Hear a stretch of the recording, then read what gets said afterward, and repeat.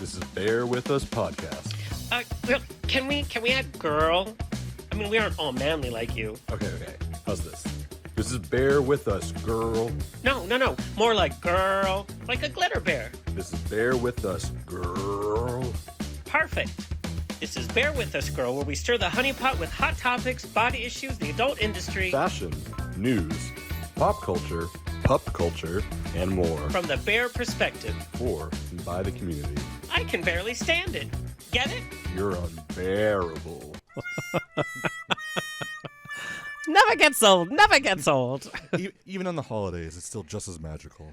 We are heading into the holidays. I'm scared of the holidays for so many reasons. Number one, you get all of these invites for Christmas party, and if you go to one friend's and you have to go to them all, but then it's also all the food. I mean, just be like me and be antisocial and you get no invites. Come on. I mean, if I invited you to a Christmas party, you wouldn't come? No. Are you serious?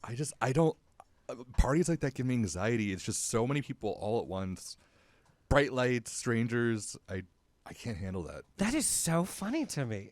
I get really shy real quick but also right here, and you understand this, I'm not a fan of small talk. I hate small talk. We Ubers, understand that. haircut places, hate it. And if I go to that party, somebody's gonna ask me a question like, "How was your day?" Yeah. And you will see me go into a blind rage of, I don't want to talk about this. Well, in LA, it's always like, especially because I'm usually the chubbiest person in the room. It's like West Hollywood Christmas party. It's like, oh yeah, he's in that cute suspender outfit or sexy Santa or whatever. And then it's like, what do you do? And then you say what you do, and like, oh hi. I hate that when that switches, when they're like, oh, you could write an article about me, or I could be on a podcast or something. I mean, that's also offensive if somebody comes up to you and goes, "Oh, are you a sexy Santa?" You're like, "I'm just wearing red." It's like, this is just me. But we are this is our Thanksgiving episode. So we're bringing it to you. Gobble. Gravy and all. What do you do for Thanksgiving? Being an introvert, do you go to your families or? No. So actually, my mother is coming out. She is. She's coming out, so I'm taking her to dinner. We're gonna go dinner in Beverly Hills. Ooh, she. And then we're gonna spend the weekend. We're gonna go to Disneyland for the first time in like 10 years. That is amazing. Now you have to hide all of your bedroom cameras. No, I mean, she knows about what I do for filming, and there's no room to hide. Like, I have the lighting equipment everywhere. Oh, my God. It's not like I have dildos sitting out and everything. I've seen your videos. Yes, you do. No, I'm just kidding. But I'm going to just warn you about having your Thanksgiving dinner in Beverly Hills. It's going to be very small portions, and it's going to be very shishi. It's like pumpkin with a side of monkey brains, and it's not going to be like Thanksgiving. No, but, I mean, the thing is, like, she's coming out to visit, like, L.A. She's from South Carolina. So it'll be the whole experience. She wants to experience, she wants to be like, ooh, it's Beverly Hills because it is small. Yeah. And I got to pay a lot for a little. Like, that's excitement. So, yeah. It's what she wants, and I get it. It'll make her happy. Now, what kind of Thanksgiving did you have, like, growing up? Did you have, like, big family, or was it just you and your mom? No, so we've never really done big Thanksgivings. Like, my family was just not a very family-oriented family. Mm-hmm. Like, so it was never large groups and gatherings. They would always just be, like, our family. And I love my parents, but like they weren't exactly the best of chefs. So it was one of those things, like they would make the turkey, but like as a kid you would just not look forward to it because you were just like, I'm about to have to eat this dry ass beast. And the only thing I looked forward to was eating the Pillsbury Doughboy croissants. Teddy Bear, I cannot believe what you just said, because that is my experience to a T. We would do the family with family members that we didn't really care about, and the food was always crap because nobody in our family knows how to cook, but the only delight was that goddamn Pillsbury in a can. Oh. But I would be so afraid when it pops, so I would have to like run out of the room when they were going to pop the canister. Actually, I was the same way too. Yeah. Isn't that funny? Yeah. But about maybe 5 years ago, my mom and I decided we're done pretending. We're done spending a great day with people that we don't care about, and we're done pretending that we can cook, and none of us enjoy the food. So my mom and I are spending it just us together, and last year we got it from Marie Callender's where they just do it all for you. So we still eat at home, but we'll watch like Star Trek movies, or we'll go to the movies, or we'll do something ridiculous, that's so unconventional. That's just, I think one Thanksgiving we had McDonald's, and it was like the most fun meal that we've ever had. I mean, honestly, that's how Thanksgiving should be spent. Because, like, first off, we've all now learned, like, it's a messed up holiday. Yeah. That you're celebrating. That's that's true. And then they always try and say like, well, it's a day that you should be grateful for. I'm like, first off, you can be grateful any day. Yeah, and you should be. So I'm like, at this point, just treat it as a day like it's a day where you get to chill and eat food you like. Stop putting these archaic rules for a holiday that is already archaic to begin with, and just like do what you do. If you want to eat McDonald's and watch Star Trek all day, do that. That's something to be grateful for. Because you're going to remember that and you're going to enjoy the day. But my mom was asking, what are they teaching in schools about Thanksgiving? I mean, that depends on what state you live in. Well, true. But like growing up, we all were in the school plays where you were the Pilgrims and the Indians. Mm-hmm. Those very problematic plays by you have your white teacher going like patting her mouth and Well, and that video went viral. I don't even know what happened to that teacher. That woman that was doing that, first off, she wasn't a history teacher. She was a math teacher teaching them trigonometry, and somehow she decided she had to do a tomahawk dance and pretend she's an Indian to teach them about triangles. Oh my god. Oh my god. What happened to her? I hope that she was fired, but based on where it probably happened, it was probably one of those things like she got a slap on the wrist. But it happened in a class where one of the students actually is Native American. That just gives me the chills. Anyway, I hope the school systems have. I mean, I'm never going to have kids, so but. Anyway, this is our Thanksgiving, but we do have, if you are cooking, we do have our guest today, Jonathan Bardzik, who knows a thing or two about Thanksgiving. So we're chatting with him today. But the show is brought to you by cybersocket.com, the ultimate resource for gay erotica, now newly designed after 25 years strong. Visit Cybersocket for adult star exclusive interviews, movie reviews with free clips, fun contributions from people from the adult film world, event listings, and their very popular top 5 columns featuring advice for the bedroom. Go to cybersocket.com. We are also excited to be a media partner for Bear World Magazine. Bear World Magazine is now 9 years old and is the only lifestyle magazine celebrating the global bear community in all its glorious, diverse beauty. If you have not done so already, head over to bearworldmag.com to check out the great berry content and also sign up for the Woof Report, their new weekly newsletter packed with berry news and gossip. Now, the Woof Report, like I know in Scruff, it's woof, but a bear doesn't woof. Bears woof. We woof, growl. Have you ever heard a bear woof? In person, yeah. Really? Yeah, you go woof. It's more, honestly, I'd say bears are more of like an oof, like a oof. How did we take over the term woof? Because when a straight guy looks at a girl and she walks by and they'll be like, woof. Like, oh, God, she's such a dog. Well, I mean, how did we take it over? Straight guys cat call, but I just don't, I think their cat calls are more like, hey, bitch, or like, they're more offensive. A straight guy is saying, hey, bitch. That's his way to flirt with them. Hey there, prostitute.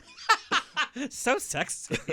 Anyway, let's introduce our guest of honor. Jonathan Bardzik is a storyteller, cook, author, and a television personality based in Washington, D.C.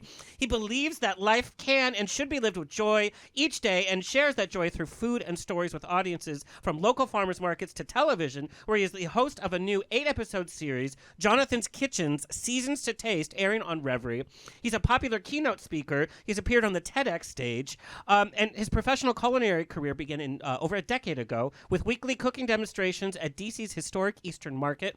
And since then, he has made more than 900 live appearances at venues across the country, including the U.S. Department of Agriculture and the National Geographic Museum, as well as countless virtual events for both corporate clients and private clients alike. He is self-trained, by the way, with more than 20 years of experience in the kitchen. His food is inspired by the seasonal, local ingredients he grew up with and that you can find today at today's farmers markets. He has written 3 cookbooks: Simple Summer, A Recipe for Joy and Connection, Fresh and Magical Vinaigrettes, so fancy, and Seasons to Taste, Farm Fresh Joy for Kitchen and Table, which is the inspiration for his new television series. Please welcome Jonathan. Now I feel like he's probably not making Pillsbury Doughboy croissants. He probably got into hives back then. Number one, I have to comment on your background. It looks like you're on the set of like a Food Network, like Top Chef. Yes, exactly. Is that your actual kitchen, or is that just for Zoom? This is our home kitchen. Oh wow! I thought it was a Zoom background too. I thought it was fake. It's 100% real. So this is what you're doing day to day. This is where I cook, and this has sort of been my studio for the last 3 years now. It's where we filmed Seasons to Taste, Jonathan's Kitchen. It's where I've been filming local network TV appearances and all the virtual content that I've done over the last 2 years. I have to say, like, being a chef, and I don't know if it's like being an adult star at home, like, your partner just assumes, like, you're going to wake up and make, a 3-course omelet breakfast every day, and then for lunch you're going to have, like, Gruyere, grilled cheese, or something. Is that what's expected of you, or, like, what are you eating on a daily basis? I have to say, in the last few months, things have been so hectic that it's a little too much takeout, but we generally do. I do almost 99% of my shopping at local farm markets. So our fridge is packed right now with fresh seasonal ingredients, a lot of kale and broccoli and cauliflower, all the vinegars and oils that you see on the shelf behind me. So we eat mostly the food that I talk about cooking. God, I envy you. I wish I had a friend that could cook. I wish I lived near somebody that can cook. Mm-hmm. I am one of the worst cooks you will ever meet in your life. You will get food poisoning. I will catch something on fire, and I'm not going to stop. Now, have you tried to do like a cooking class or anything, or you're just like resigned? I'm a bad cook. I'm one of those people that I don't like to read directions. I don't like to be told what to do. I like to be perfect at it instantly. So I'm going to try the most complicated dish ever with no directions. Like beef Wellington. None of the ingredients, not even the meat somehow, and it is going to come out. We were talking about growing up. I would try to do recipes as a kid because just try to improve the food in the house, but we would always be missing something. And when you're a kid, you don't know that, hey, those ingredients are there for a reason. If it's like 2 tablespoons of something, you think, oh, you don't really need it. The worst food ever. And my poor mom, she'd come home from work trying to eat this crap, and it was just... Did I ever tell you about when the first time I tried to make cookies as an adult, and I was missing sugar, so I substituted sugar with Pepsi. What? Oh, because it had a sugar content in it? Because I looked at the ingredients, I was like, well, it says like 52 grams of sugar, so oh my God. This is sugar. Oh my God. You can't make cookies with sugar. No. I mean, with Pepsi. Yeah. There was one Thanksgiving, I was making dessert, and I was making the pumpkin cheesecake, and I had been drinking all day with my ex, and I forgot to put the eggs in. Oh my God, it was. Oh, you need that there. Yeah. Jonathan, we start the show off with a hot topic, and we are going to be talking about Thanksgiving Day recipes and cooking for the holidays, but this is a little hot topic that has to deal with Thanksgiving, dealing with problematic family members around Thanksgiving. Family members have said things to us in the past, sometimes politically, especially now. The hot topic is, do you forgive and forget? Do you sit next to somebody that has voted against your rights? Do you just suck it up for the day, or what do you do? I look at this topic the same way that I would look at tradition, right? Holidays are such a time period of traditions, and traditions are a great way of preserving and celebrating our history and the people in our lives. They can also preserve things that are toxic. And I think that it is okay to take care of ourselves. So if that person has truly hurt you and that relationship is not reparable, then no, I don't think you need to sit next to them. I think that there's civility, right? There is the other thing that I feel is someone else's bad behavior doesn't change who you are. So if you are a generous and welcoming person, you can continue to be a generous and welcoming person, but set boundaries, protect your space. I've had friends that don't do family Thanksgiving because of what one aunt said, or there's one uncle that's like a trumper, which I kind of get because you don't want to be hypocritical and share the environment, but then you're also taking it out on the rest of the family by not being there. I mean, it's hard for me to always understand this because, like I told you, I don't really have a close-knit family. Yeah. So I never understand that dynamic of where people are like, well, we have to all get together for the family. I'm like, if there's one of you that's awful, I'm just not going to show up. But I understand that I'm sure it's different for people that are close to their family where you're like, I don't want to let the one just ruin all that I do love. I mean, we're always given the mainstream version of like family holidays as some big happy affair.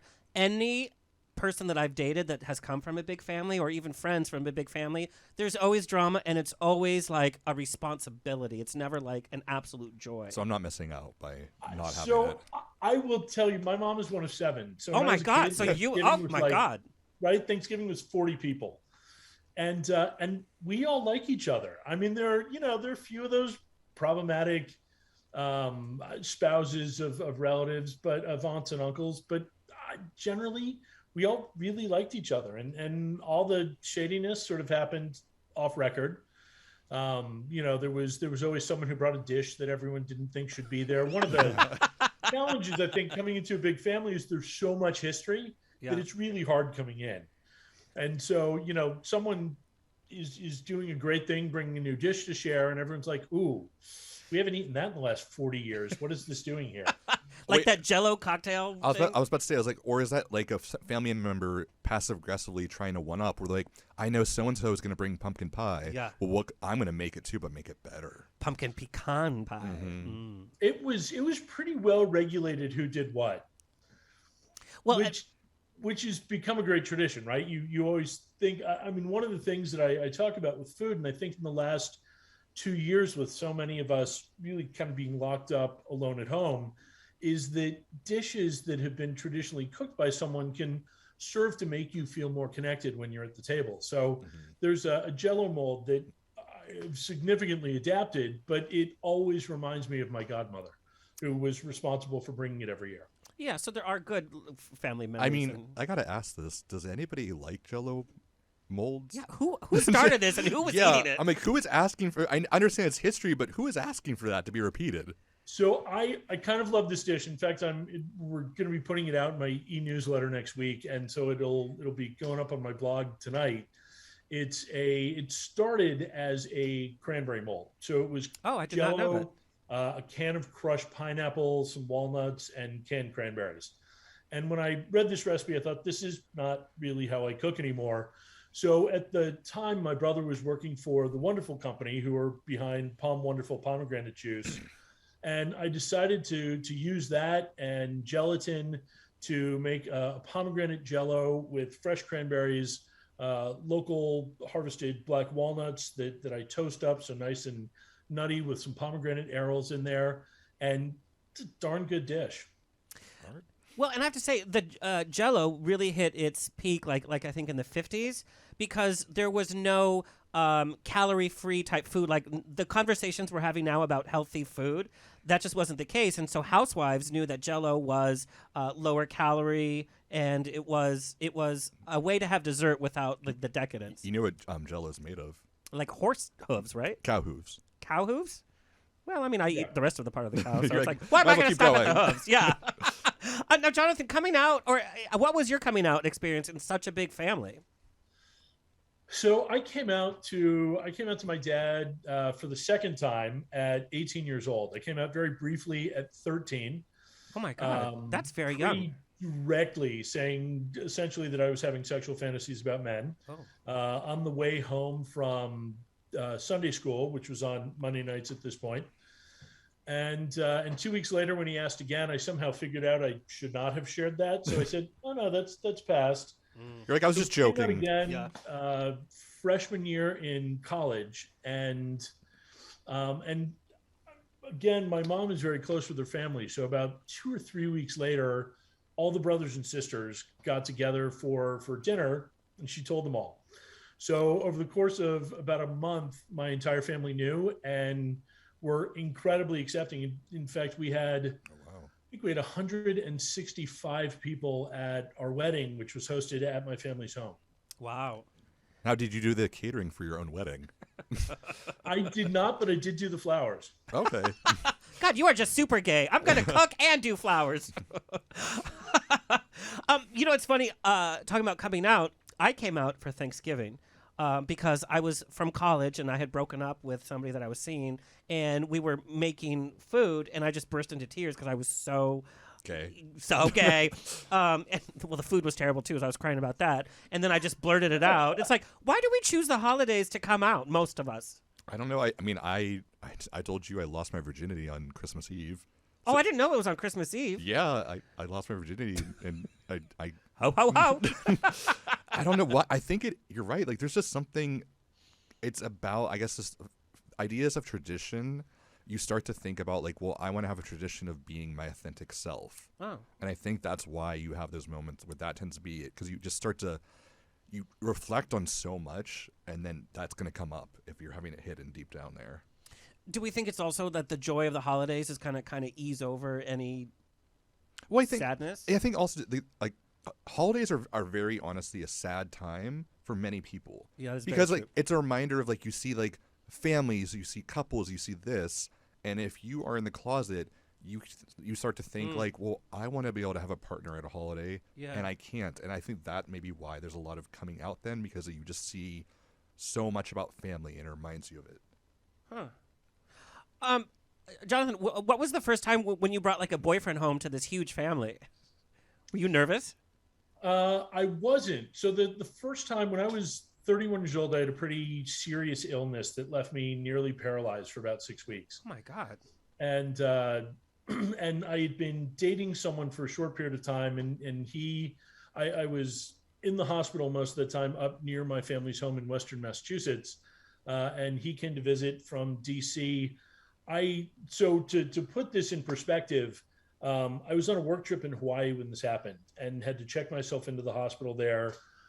Called home and said, yeah, I'm in the hospital, I'll call with some updates. And my sister, who was in residency at the time, checked around and found out that this illness could end up with some end-of-life decisions involved if it went wrong. Jesus Christ. So my mom flew down, and the first thing she did walking in the room was tell me how bad my breath was, because I could not brush my teeth for like 3 days at this point. You're like, thanks. And she goes in my Dob kit in my suitcase and pulls out, the giant bottle of lube, and said, "What's this?" And I said, "Just put that back," and grabbed the toothbrush and the toothpaste. So by that point, having a boyfriend come home, I'd been through so much worse.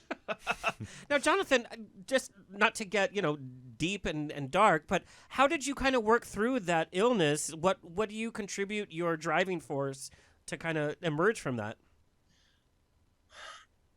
I think a lot of it is just attitude. And I think that's a lot of life, right? Is getting up every day and assuming that things will get better, that there is going to be a solution out there, finding moments of joy.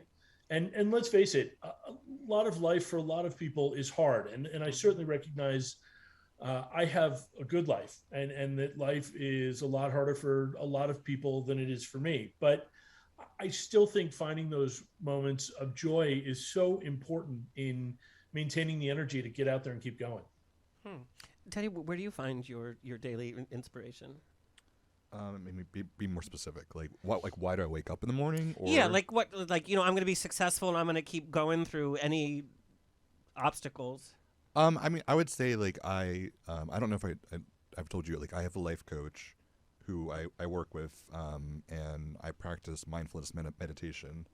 So I try every morning to, as soon as I wake up, I literally sit for 15 minutes in silence, and that's what helped me. I don't know if I could do that. I'm such a loud mouth, and I always have to have music going on. But exactly, if you're somebody that you can't do that, that means you need it even more. Well, Gurrrl. But I was like, we're getting a little bit deep here. That's a different podcast where we dive into you and your issues. No, but we should have a spirituality kind of chat though. At actually, some point. we should have my life coach on because he's also gay. Let's do it. Jonathan, how did you get into cooking? Were you like in the kitchen as a kid? And you're self-taught, which is amazing. You have this huge career, and you're like, yeah, I did it myself.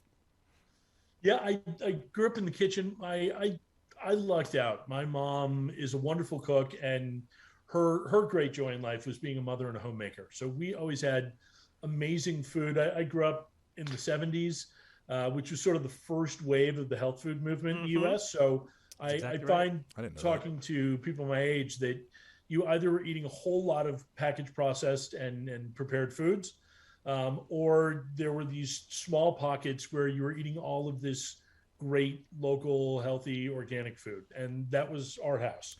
So I loved getting in the kitchen. My mom and I would cook special desserts together every year around Valentine's Day. And I really fell in love with cooking for the first time, I think, as an adult. Right after graduating from college, I went to a dinner party with an older gay couple I had met over the summer, and watched them make this super hip and trendy pasta sauce, portobello mushrooms, plum tomatoes, capers, fresh basil, and realized walking out of the party, I had learned how to make this. And it just gave me this sense of power that I could do this thing. And so I started making it for anyone who would let me. I spent that spring living at home and was suddenly not with 1,500 of my best friends at college. Yeah. So I started cooking dinner every Tuesday night. And by the third week, I was spending hours menu planning and shopping and preparing these meals. And it just went from there. Wait, so what were you in college for? I thought you said you were self-taught. I went to college for performing arts. Oh, okay. Wow, this is a very big change. Well, yes and no, because you've made performance and like live appearances. I've seen your live appearances. I've seen your TEDx talks, and there is that performance element to what you do. It's as much a performance for the camera as it is to what you're actually doing. I mean, but if you're also self-taught, I want to ask you this: what would you say to somebody that is an aspiring chef? Do you think they need to go to school? Because I mean, you didn't go to school and you were very successful. I think it depends on the career that you want. So I am not a restaurant chef, and that is a different skill set, right? I am talking to people about cooking at home. Mm-hmm. I have cooked on a different scale. I've catered a few weddings in the 150 person range.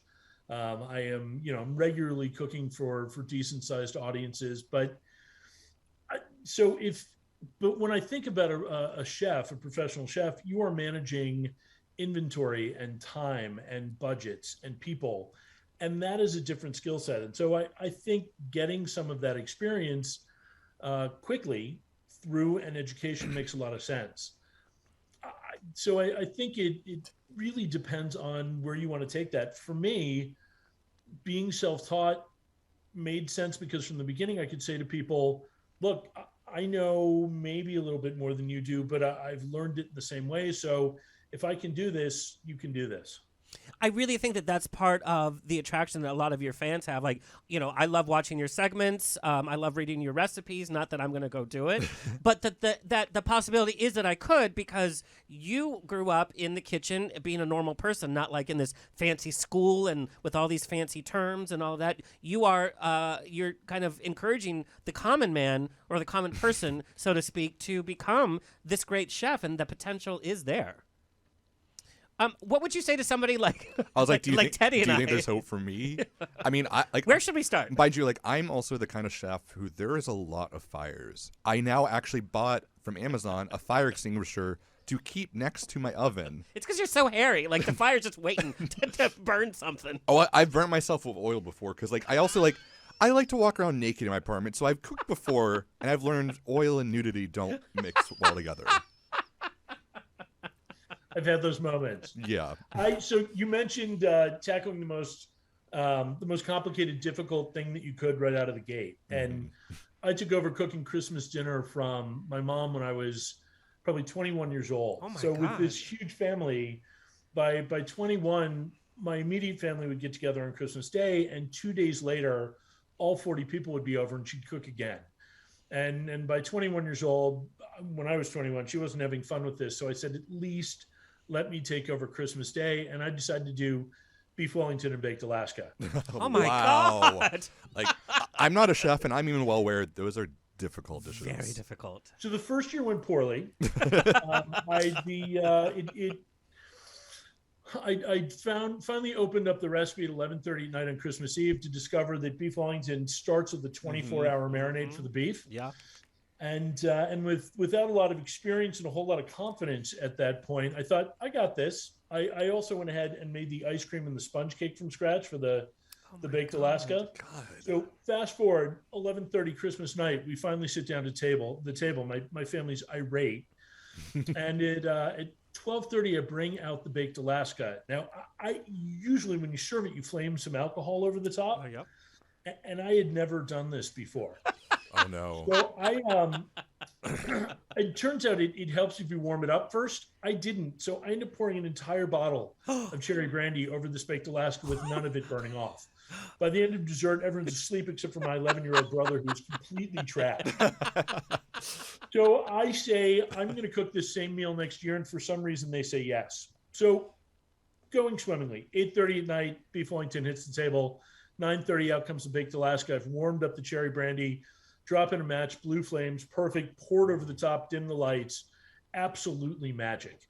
And there's still a little more alcohol in the pan, so I pour some over the top. Norman Rockwell should have been in my family's dining room capturing this magical moment. And there's still some more alcohol, so I poured over the top, and that's the moment where the flames leapt right over the edge of the tray that the baked Alaska was sitting on and set the dining room table on fire. You just got so cocky, you're right to the finish line, and you just tripped over yourself. Yeah. That's like a Christmas vacation or something. So the good news is, I mean, How you can come back many and family just members anything, did you lose right? that day? And that's how we lost Grandma. Yeah. And Edna's wig caught on fire. Jonathan, what was the transition from enjoying making food at home and for your family? What was the transition to saying, okay, now I'm going to kind of make a career out of this?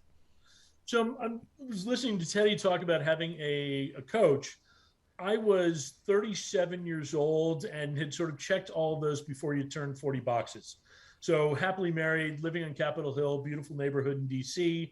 Work was going well. And I thought, what's the next adventure? And started working with a professional coach, which through a number of conversations led to the idea of getting up one Saturday morning and doing a live cooking demonstration in front of an audience. And 6 to 10 weeks in, I was hooked and knew it was heading somewhere. And I think in my third year went full time.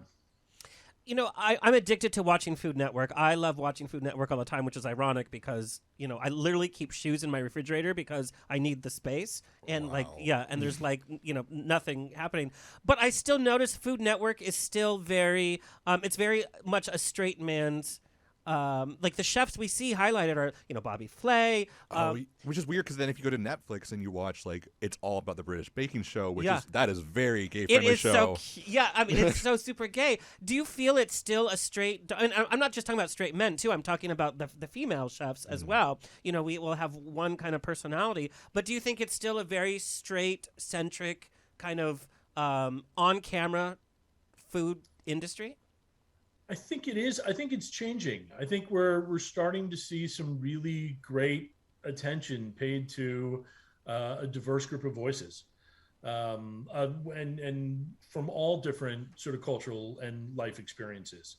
So I think that's changing. When I started, so this was 10 years ago last July, it was early on in the whole gay marriage conversation. And at the time, one of the conversations was, can we get gay marriage, but we don't get to call it that, right? We don't get husband and wife and all that terminology. Right.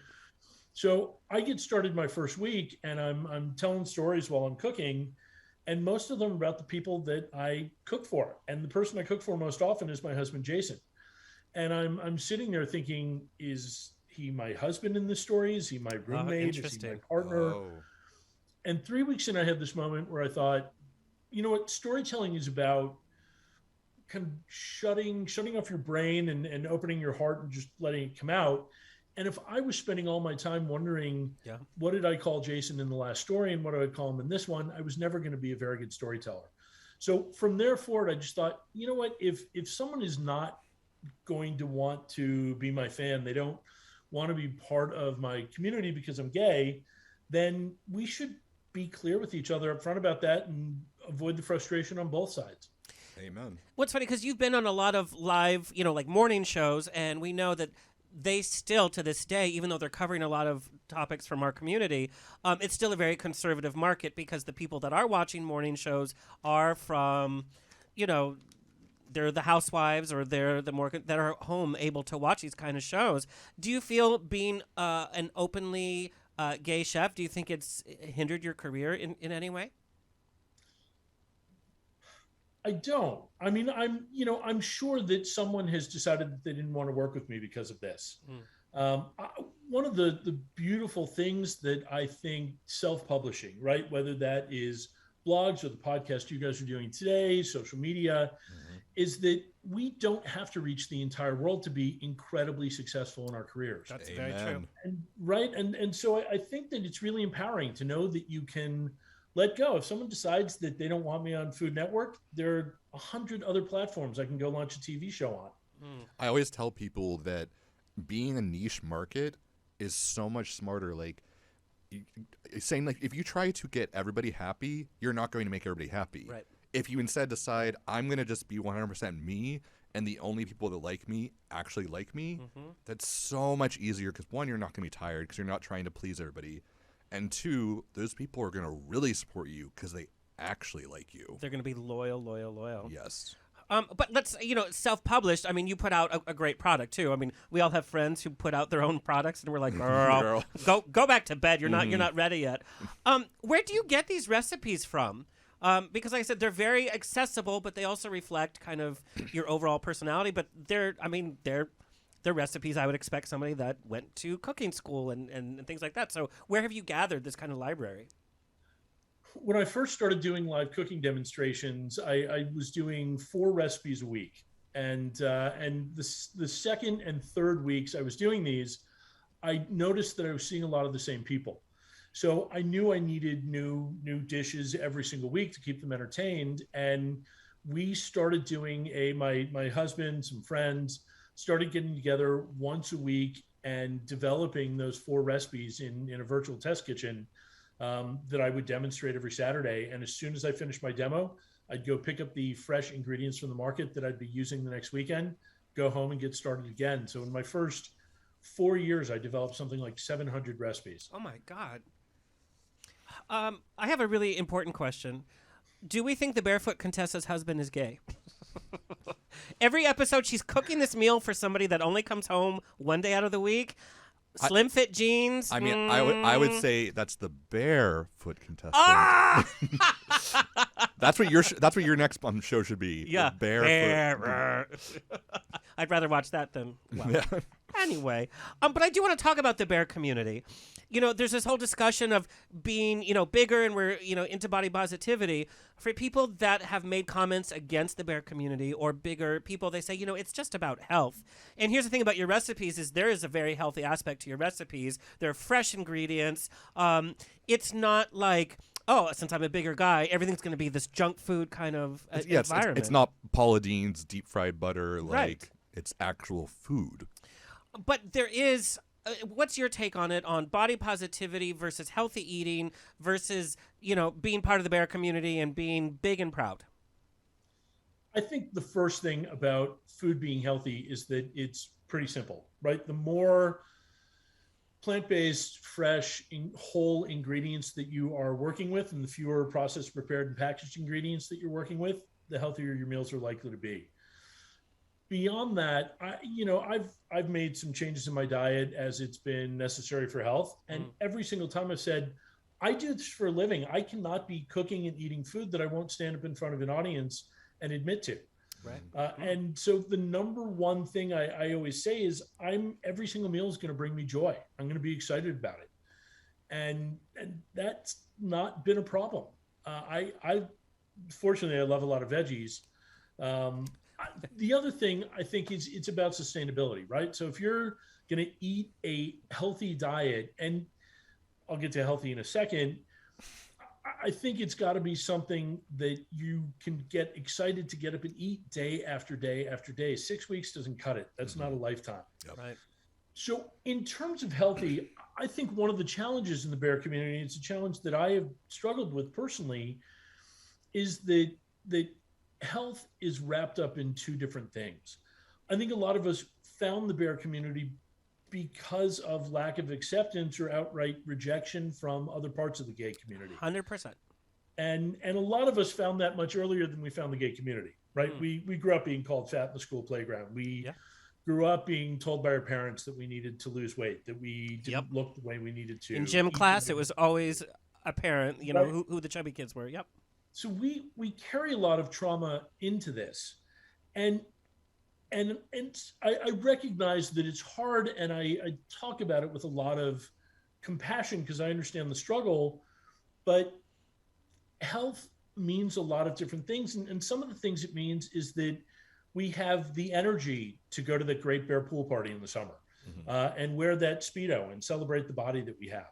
Right. But it means that we do it without shortening our life, without being short of breath and needing to sleep at random times. So, and I also say that in the context of a healthy diet isn't healthy if it is not mentally healthy, if it compromises our mental health. And so we need to pay attention to that too. This is all in balance. I think you said the perfect word, and this applies to everybody in every single aspect of your life. It's about balance. Yeah. And Just like if you're out of balance by having too much unhealthy food is just as bad as somebody who's like, I'm not going to let myself eat anything. Yeah, that's exactly right. And it's also your relationship to food. So, growing up, I said my mom was a terrible cook. She was also working 3 jobs to put me through private school and dance lessons and all that. So the time that we had together was usually getting fast food because it was easy, it tastes good, and then we could sit and actually have a meal and, and talk to each other at the end of a busy day.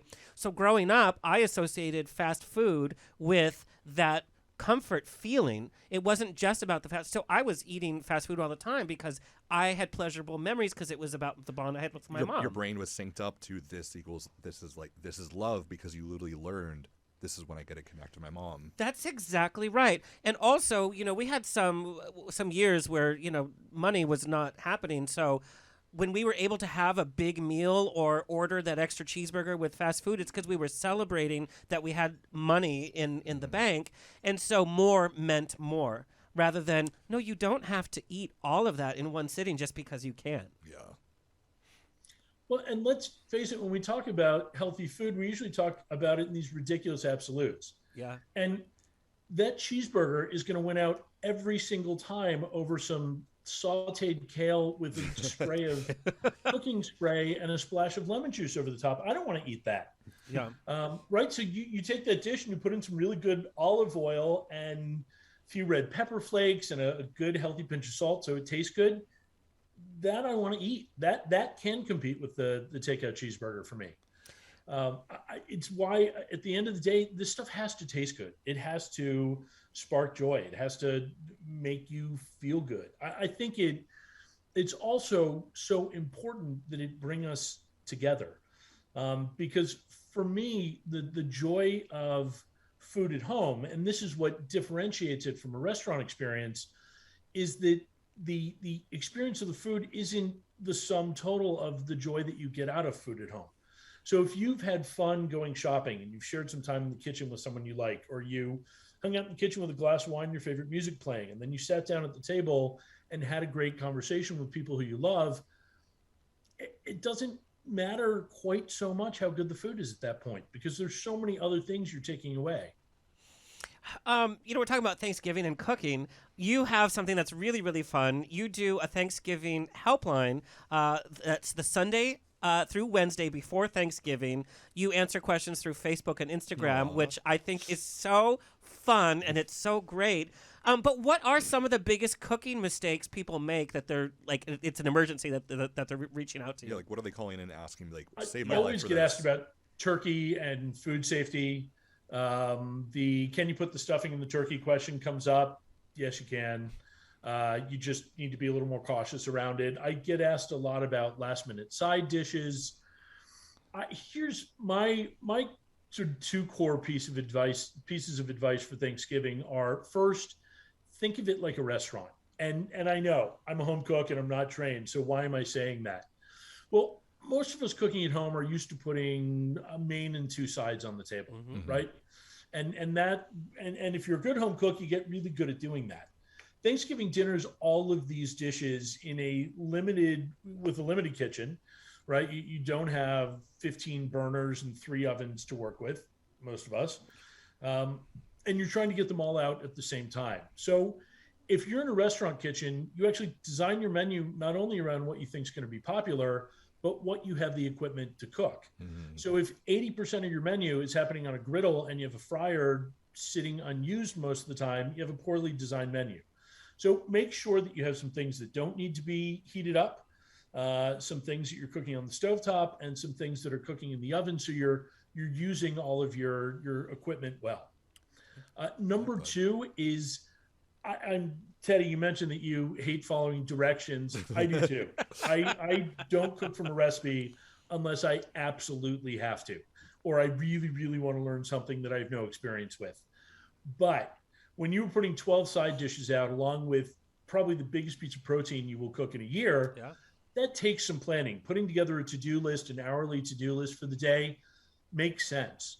The other piece of advice is relax. By the time you get everyone to the table and you've all shared what you're thankful for, you've woken the person up on the couch who had a few too many drinks pre-gaming Thanksgiving dinner, the food's all going to be lukewarm anyway, so don't get too stressed about it. I mean, I think that's the best advice too, because also at a certain point, everybody's so hungry. They're like, they don't care if you just put a can of olives in front of them. They're gonna eat. They're gonna eat it. Yeah. Well, it's about setting expectations too. I remember going to my uncle's house, and his wife was an awful cook, and she said, lunch we're gonna do it at 1 p.m. It was 3:30 before we even got an appetizer. And it's like, no, bitch. Like, we're hungry. You said 1, like, mean 1. Now, have you ever had people call in asking about deep frying a turkey? Oh, yeah. Because where I grew up, we always, every year, would have somebody usually either die or catch on fire because of it. I get asked about it all the time, and that is definitely comes down to safety and doing it outdoors, because that's just an opportunity to make a mistake. Yeah, that's usually how the fires happens, because they're usually done indoors with somebody with a gallon of oil cooking and not being shocked when their whole house catches on fire, and they do too. Now, how does a deep fried turkey taste different? Is it just the skin that's different, or like it's so good? But like, what makes it so good? Is it juicier? It's just fat. I mean, deep frying is a great way of cooking, and if you do it at the right temperature, it is not greasy. So what happens is the oil heats up, the fat heats up, and the fat itself becomes the cooking surface. Mm-hmm. So just like in a saute pan, it is the pan itself that is hot, that the food is cooking up against and browning up against. In deep frying, it is the oil that reaches that same temperature that your pan would and cooks the ingredients. So it gives you beautifully crispy skin. It does lock in some moisture and a really even cooking temperature. Jonathan, we take our listener questions, and we got this question specifically for this episode. Andrew from email asked, at family holidays, I'm usually left to hang out with the women and do kitchen stuff. Probably because I'm the gay one. Why can't I hang out with the men? What do I do? Ditch the kitchen.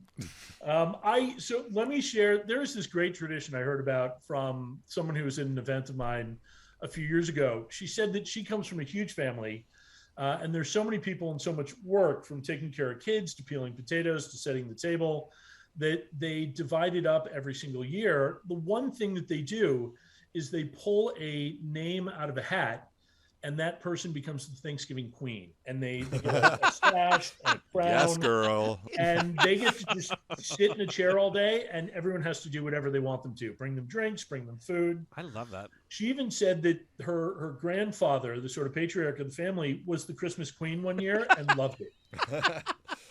So I start a new tradition and be the Christmas queen, and you can hang out with whoever you want to hang out with. I love that.